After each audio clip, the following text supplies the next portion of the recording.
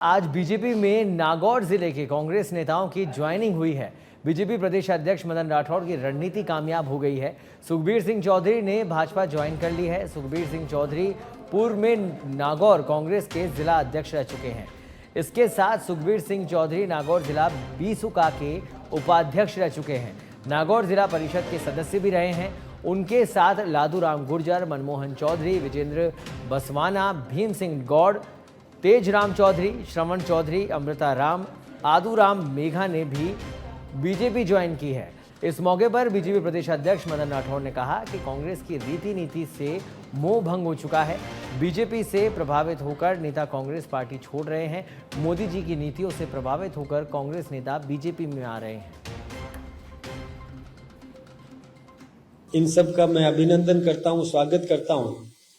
और निश्चित रूप से भारतीय जनता पार्टी का जो काम करने का तरीका है, जिससे आम नागरिक को सुदृढ़ करने का जो भाव है, उस भाव को ये सब ध्यान रख रहे हैं।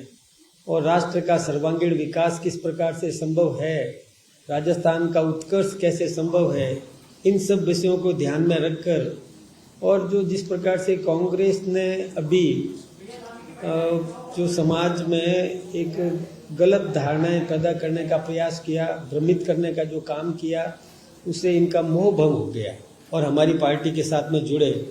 तो मैं और इस खबर पर अधिक जानकारी के लिए हमारे साथ जुड़ गए हैं पॉलिटिकल एडिटर लाल सिंह फौजदार। लाल सिंह, एक के बाद एक अब उपचुनाव की तैयारी तेजी से बढ़ रही है। सुखबीर चौधरी ने बीजेपी का दामन थाम लिया है। किस तरह से देखते हैं इस एंट्री को बीजेपी में?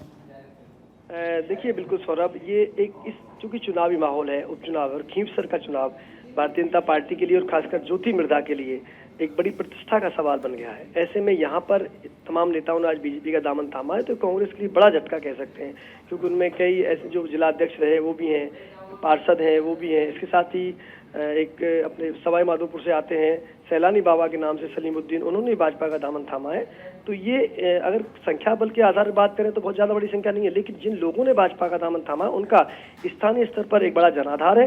और ऐसे समय में जब कांटे का मुकाबला खींवसर में देखने को मिल रहा है, वहां कांग्रेस से टूटकर आना, भाजपा का दामन थामना, निश्चित रूप से कह सकते हैं कि इस खींवसर के चुनाव के लिहाज से बीजेपी के लिए एक बड़ा फायदा मिला है और कांग्रेस को एक बड़ा झटका हम कह सकते हैं। जी सौरभ, ठीक है, चलिए, बहुत बहुत धन्यवाद लाल सिंह इस तमाम जानकारी के लिए। फिलहाल उपचुनाव की तैयारियां तेज हो गई है और इन तैयारियों के बीच कांग्रेस के सुखबीर चौधरी ने बीजेपी का दामन थाम लिया है।